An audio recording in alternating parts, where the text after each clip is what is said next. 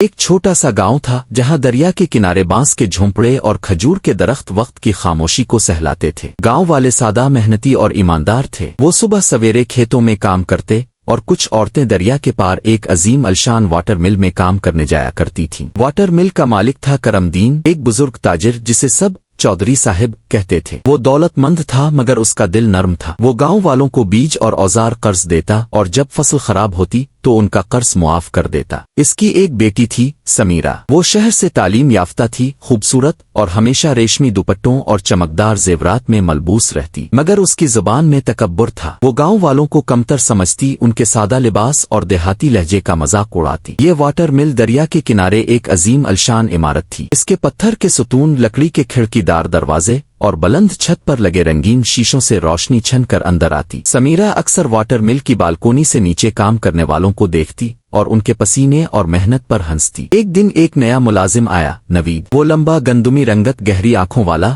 اور اپنی خاموشی میں پراسرار تھا۔ وہ دوسرے گاؤں سے آیا تھا اور چودھری نے اسے واٹر مل کے باغیچے اور مشینوں کی دیکھ بھال کے لیے رکھ لیا۔ نوید اپنے کام میں ماہر تھا، ہر چیز کو دل سے سنوارتا اور سمیرہ کی طنزیہ باتوں کو مسکراہٹ سے نظر انداز کرتا۔ سمیرہ اسے بالکونی سے دیکھتی، پہلے اس کی نظروں میں حقارت تھی، پھر تجسس اور پھر ایک عجیب سی کشش۔ نوید کی محنت اور خودداری اسے متاثر کرنے لگی۔ ایک دن وہ دریا کے کنارے بیٹھا پودوں کو پانی دے رہا تھا کہ سمیرہ نے آ کر پوچھا، تمہاری یہ سادگی تمہیں کبھی بوجھ نہیں لگتی؟ نوید نے سر اٹھایا اور کہا، سادگی میرا زیور ہے اور محنت میری عزت۔ یہ الفاظ سمیرہ کے دل میں گہرائی تک اتر گئے، اسے اپنے تکبر پر شرمندگی ہوئی۔ کچھ دنوں بعد وہ نوید کے ساتھ واٹر مل کے باغیچے میں کام کرنے لگی۔ ایک شام اس نے کہا، تمہاری خاموشی میں ایک ایسی بات ہے جو مجھے اپنی بیوقوفی دکھاتی ہے۔ وقت گزرا اور سمیرہ کو نوید سے محبت ہو گئی۔ اس نے سیکھ لیا کہ اصل خوبصورتی ظاہری چمک میں نہیں بلکہ دل کی سچائی میں ہوتی ہے۔ جب اس نے چودھری صاحب سے بات کی وہ حیران ہوا مگر پھر بولا، بیٹی اگر تو نے اپنا تکبر چھوڑ کر محبت کو چنا ہے تو یہ رشتہ میری رضا ہے۔ یوں واٹر مل اور جھونپڑوں کے درمیان محبت کا پل بن گیا۔ سمیرہ نے اپنا غرور ترک کیا، نوید نے عزت پائی اور یہ کہانی گاؤں والوں کے لیے ایک نئی امید بن گئی۔